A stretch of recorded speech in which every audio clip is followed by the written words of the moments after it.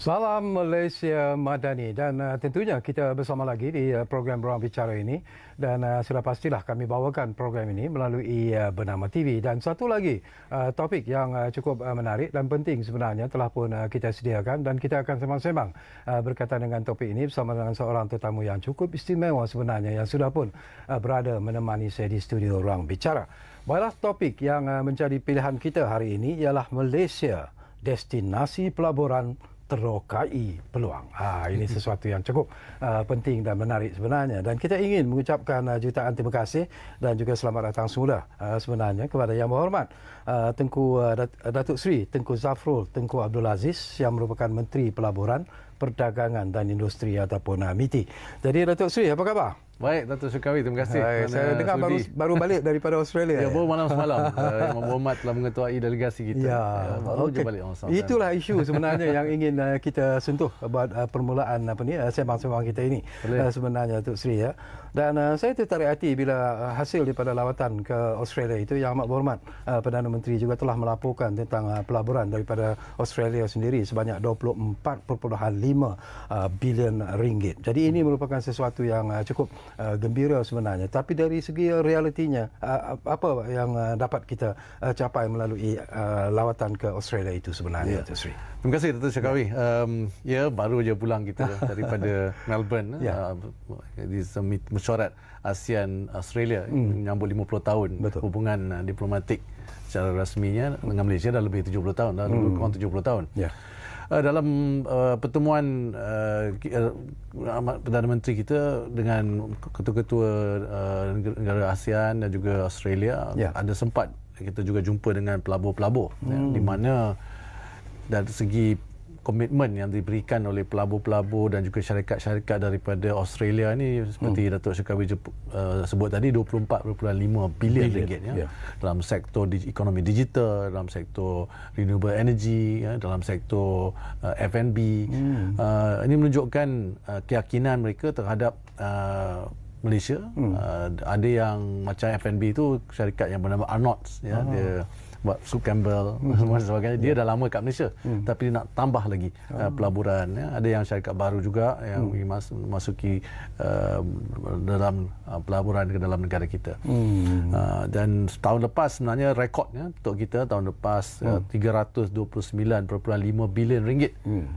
Yang kita umumkan 24.5 bilion ringgit adalah pelaburan yang telah committed. Setelah committed tu mesti ada yang kita umumkan juga ialah yang diluluskan. So yang diluluskan tu 329.5 bilion ringgit tahun lepas tu adalah jumlah yang diluluskan lah. Kerana dia mula-mula dia komit, lepas tu dia kena buat permohonan untuk lulusan dan sebagainya, insentif lulusan daripada pihak berkuasa tempatan, dan itulah nombor yang kita approve ni lah, yang kita luluskan tahun lepas. Itu rekod untuk negara kita yang menunjukkan kenaikan juga sebanyak lebih kurang 23% berbanding dengan tahun lepas. Ini juga menjadi isu sebenarnya yang dimainkan oleh ialah bukan saja ahli ekonomi tetapi ahli politik di luar sana juga membangkitkan tentang isu ini. Jumlah 329.5 bilion yang dicatatkan untuk tahun 2023 itu, mereka mengatakan bahawa itu adalah satu jumlah yang belum lagi sebenarnya dapat dicapai kerana jumlah sebenar mereka yang ataupun pelabur-pelabur yang melabur di negara kita ini jauh lebih kecil daripada jumlah yang diumumkan oleh Yang Amat Berhormat Perdana Menteri. Mungkin pencerahan ini perlu diberikan oleh Datuk Seri sebenarnya. Dia ada beberapa isu yang saya perlu beri pencerahan lah. Yang pertamanya, jumlah yang diluluskan tu 329.5 bilion ringgit ialah akan dibelanja dalam jangka masa antara 1 hingga 3 tahun. Kerana nak buka kilang tu bukan secepatnya. Dan dia bukan macam di pasaran modal. Boleh kalau kata dia umum invest ataupun melabur 1 bilion hari ini, 1 bilion lah dia masuk. Tapi ini dia perlukan masa untuk buat pecah tanah, lepas tu nak buat kilang, lepas tu nak beli mesin dan sebagainya. Tapi yang saya nak juga sebut di sini, apa yang saya umumkan itu ataupun apa yang diumumkan oleh Yang Amat Berhormat Perdana Menteri sendiri bukannya benda yang baru. Benda ini diumumkan juga, statistik jumlah pelaburan yang diluluskan ini juga diumumkan masa Kerajaan Barisan Nasional dahulu. Diumumkan juga Kerajaan Pakatan Harapan. Diumumkan juga oleh Kerajaan Perikatan Nasional. Jadi kita teruskan pengumuman itu. Cara kita mengira pelaburan yang diluluskan itu sama. Tapi tiba kalau orang, macam mana orang yang sama yang menyoal kenapa kita umum jumlah itu, tapi masa ini bukan benda baru. Dari tahun 80-an 90-an memang semua kerajaan umumkan apakah pelaburan yang diluluskan. So kita pun boleh buat perbandingan. Tiba-tiba bila kita umumkan, dia tanya, kenapa umumkan yang ini? Jadi political issue. Jadi political issue. Pasal dia nak tanya, dia nak test. Bukan test, dia nak mempersoalkan, mempertikaikan nombor yang memang daripada dulu diumumkan. Bukan tiba-tiba kerajaan Madani kata, okey, sejak kita masuk kerajaan ni, kita umumkan nombor ini. Sebelum ni tak ada. Tak betul. Itu nombor satu. Nombor duanya, ada juga kekeliruan. Department of Statistics Malaysia ataupun DOSM juga mengumumkan net FDI.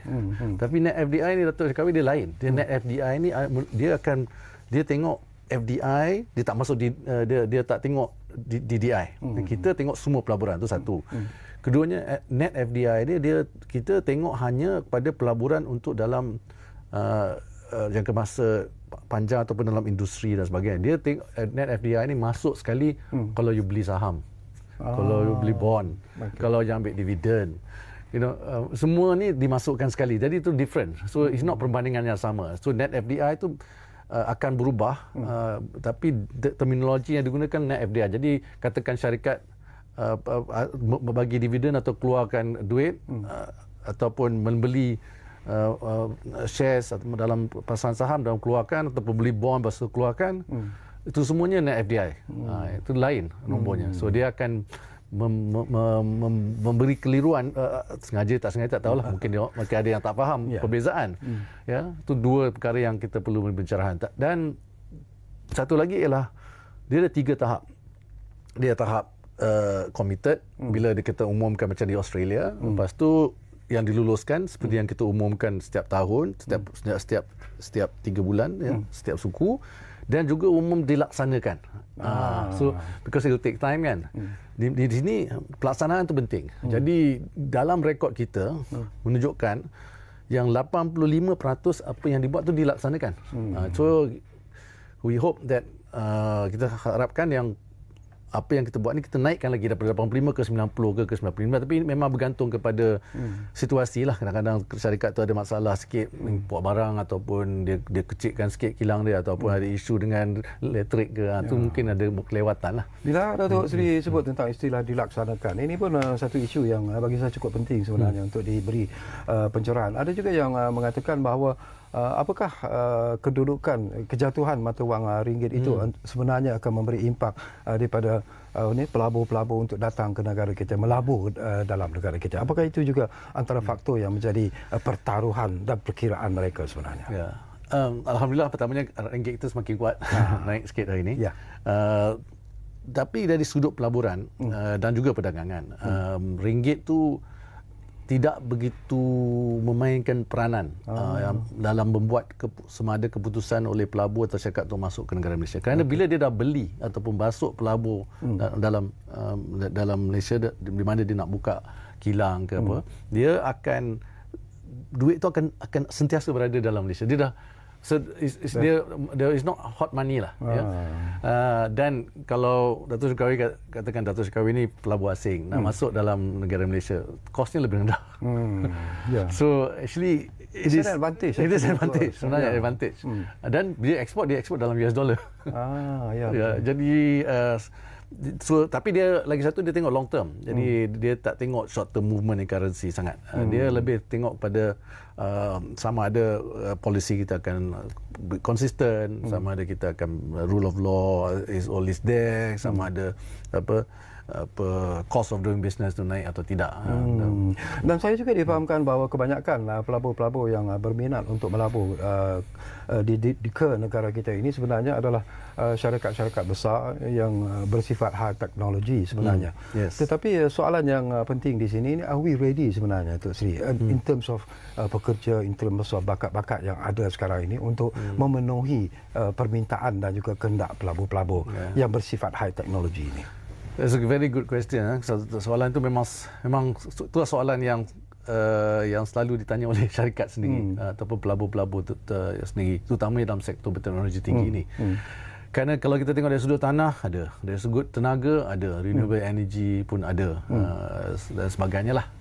Ekosistem, insentif. Cabaran utama sekarang sebenarnya ialah dari segi talent, bakat. Kerana seluruh dunia memang ada this challenge, kerana this technology ni is moving very fast, dan skills tu belum catch up, kan? Everywhere you go, di mana pun pergi, syarikat ni akan look for good talent. So di Malaysia alhamdulillah banyak lagi talent, tetapi dengan kemasukan begitu banyak pelaburan, dia sudah menjadi satu isu.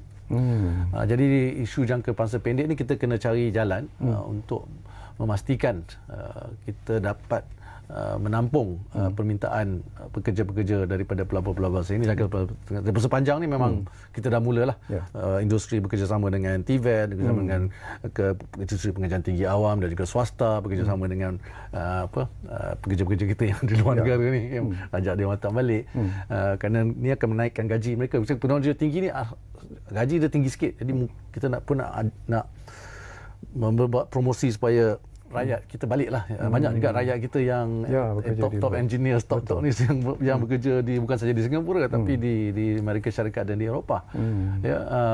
So this short term ni, di sini saya bersama-sama dengan Menteri Pengajian Tinggi, Menteri Sumber Manusia, tengah berbincang bagaimana kita nak cari solution untuk syarikat ni. Tapi Intel contohnya, dia memerlukan 2-3 tahun sebelum kilang dia siap yang kilang baru dia. So dia pun bekerjasamalah dengan USM, so dia make sure the talent pool ada ready. Tapi ada lagi syarikat-syarikat lain yang juga memerlukan.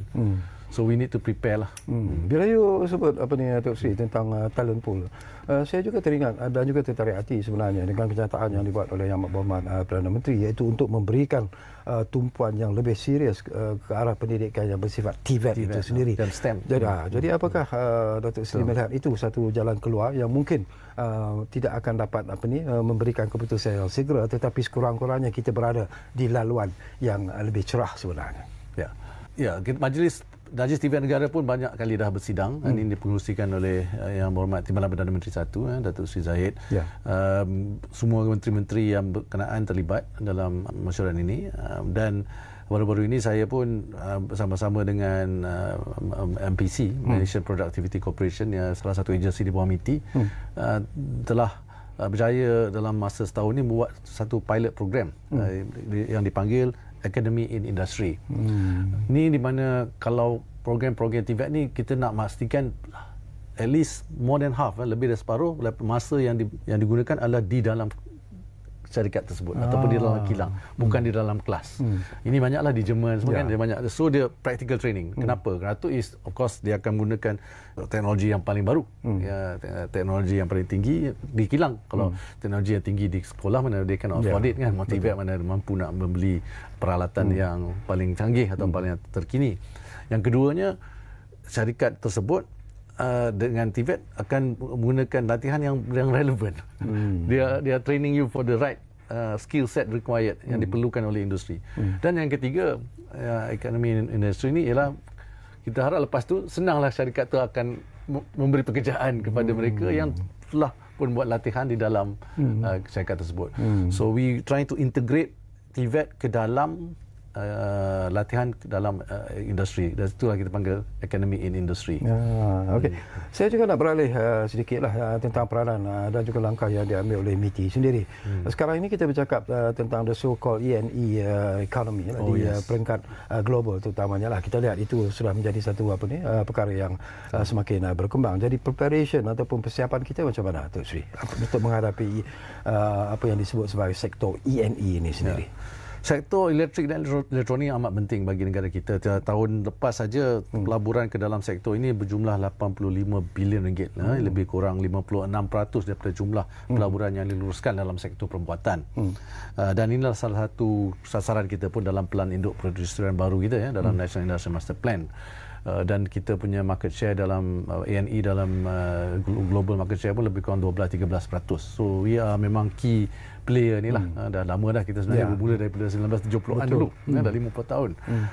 Dan sekarang ni sektor ni dengan digital economy yang pesat ni semua memerlukan E&E, chip, semiconductor semua sekarang betul-betul memerlukan, dan ada juga dengan isu geopolitik lagi di antara Amerika Syarikat dengan China.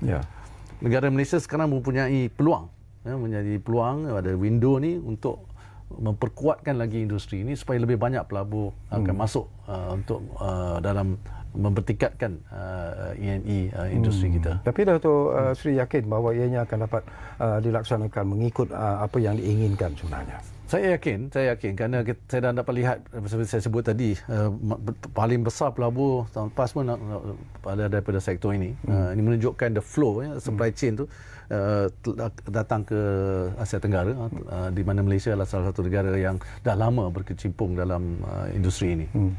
Okey, satu lagi isu juga yang dibangkitkan ataupun dimainkan dengan begitu panaslah saya sebut dalam sehari dua ni. Ini tentang penutupan kilang Goodyear. Di Shah Alam. Ya, mungkin akan melibatkan 500 orang pekerja yang bekerja bersama dengan Goodyear di Shah Alam itu. Jadi apa sebenarnya perkara yang berlaku sebenarnya? Memang pertamanya saya simpatilah dengan apa yang berlaku. Lebih kurang 500-550 pekerja Goodyear yang akan terkesan. Tapi benda ini masa diumumkan semalam kita dah memang tahulah, kerana syarikat tersebut Goodyear telah memaklumkan kepada kementerian kita dan juga Kementerian Sumber Manusia. Syarikat Goodyear ni pun ada 49% adalah milik PNB, 51% milik pelabur asing lah. Dan kita telah dimaklumkan bahawa pampasan pun akan diberi mengikut undang-undang, in fact higher than what is the minimum requirement. Dan juga pada masa yang sama kita IMFC, Internet Invest Malaysia Facilitation Center, bersama-sama dengan Perkeso dan bersama dengan Jabatan Kerja Malaysia akan mencari pekerjaan yang baru untuk mereka. Dah start dah. In fact syarikat tersebut pun telah berhubung dengan syarikat-syarikat lain dekat-dekat situ, macam Proton semua, untuk memberi peluang pekerjaan kepada mereka. Dan kita pun dengan Perkeso pun nak buat reskilling, upskilling dan sebagainya. Kita pun nak tahu kenapa. Itu satu lagi. Itu dah isu pekerja lah. Alhamdulillah pekerja semua kita akan pastikan sebaik mungkin mereka dia ni welfare terjaga.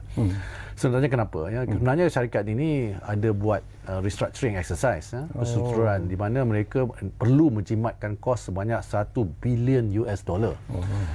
Dan di Malaysia pun dia dah dalam kerugian dah bertahun sejak 2017. Tapi ni global lah, global. Jadi Malaysia bukan saja satu negara yang mereka terpaksa kurangkan kosnya lah. Jerman 2 kilang tutup. 1,750 orang. UK pun akan bakal ditutup juga. So it's a global punya impact kepada syarikat tersebut. Kita juga perlu fahamlah yang ini dalam industri mana-mana pun akan ada dua perkara yang akan berlaku. Satu is competition.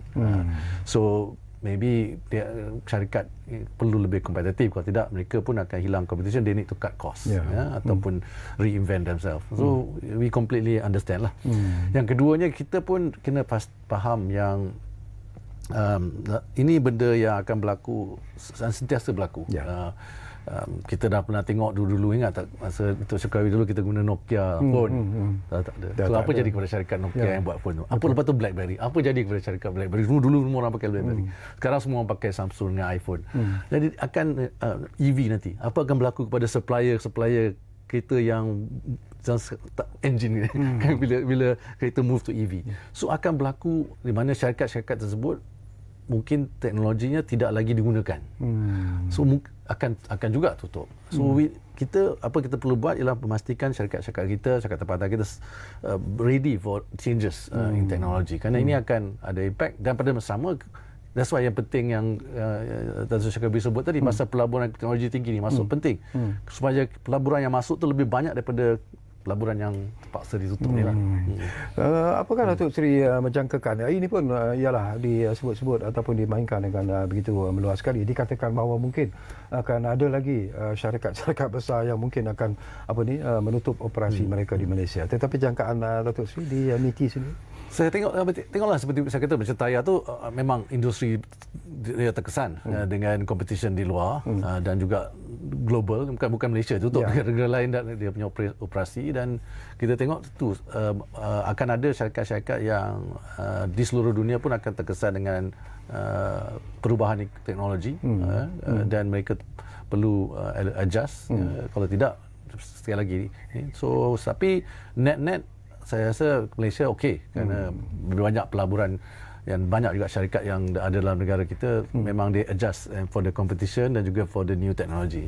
Bila you sebut tentang ni Datuk Seri tentang perubahan teknologi itu sendiri, ini pun sesuatu yang cukup penting. Kita hampir-hampir di penghujung sebenarnya. Silakan boleh. Okey, persoalan yang penting dan menarik juga di sini yang ingin saya kongsikan bersama dengan Datuk Seri lah, ialah kita sekarang ini bercakap tentang the so-called digital economy. Kita bercakap tentang perubahan ekonomi secara global sebenarnya disebabkan oleh beberapa isu. Jadi apakah Datuk Seri melihat bahawa ianya tidak akan memberi impak yang menakutkan sebenarnya kepada ekonomi negara kita secara keseluruhan? Okey, kalau saya boleh rumuskan kesimpulannya dua sektor ni akan ada perubahan besar. Satu yang seperti Datuk sebut tadi, ekonomi digital. Yang lagi satu ekonomi hijau. So transisi kepada tenaga boleh baru ni, renewable energy pun akan mengakibatkan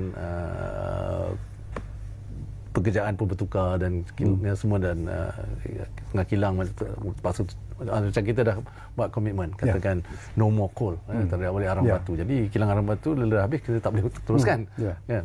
So ni negara-negara barat ataupun negara-negara maju telah memulakan transisi. Kita pun mula kerana kita pun kena meet our net zero target by 2050. So sama juga dengan digital, dengan kemajuan teknologi, dengan AI-nya. So orang dah cakap dah kalau AI ni boleh ganti manusia kan. So to us AI ni memanglah increase the productivity, kerana kadang-kadang kita boleh menggunakan AI untuk mempercepatkan research kita, pekerjaan kita, data analisis kita dan sebagainya. Tapi kadang-kadang dia boleh juga mengambil kerja tempat manusia lah. So this is where dia ada macam-macam persediaan yang kita perlu buat. Pastikan yang kita reskill, upskill. Kerana sebelum ini ingat tak masa tu the industrial revolution kan. Orang yang dulu buat kilang kertas, khabar, lepas tu buat kilang baju, garment kan, semua benda-benda baru yang berlaku akan menjejaskan apa yang mereka telah biasa buat. Okey, tinggal 2 minit saja lagi. Datuk Seri, di penghujung inilah ialah suka ataupun tidak, Datuk Seri adalah antara Menteri Kabinet yang sentiasa menjadi sasaran serangan sebenarnya dari pelbagai pihak, terutamanya dalam dari musuh-musuh politik dan sebagainya. Tetapi saya percaya bahawa Datuk Seri dan rakan-rakan di MITI sebenarnya ada kekuatan yang tersendiri dalam usaha untuk terus membangunkan ekonomi Malaysia ini daripada apa yang dirangkakan. Jadi di penghujung ini, apa harapan yang ingin Datuk Seri lontarkan kepada penonton-penonton kita di program Ruang Bicara ini? Ya, harapan saya ialah kita perlukan mesti ada lancakan minda paradigma itu penting.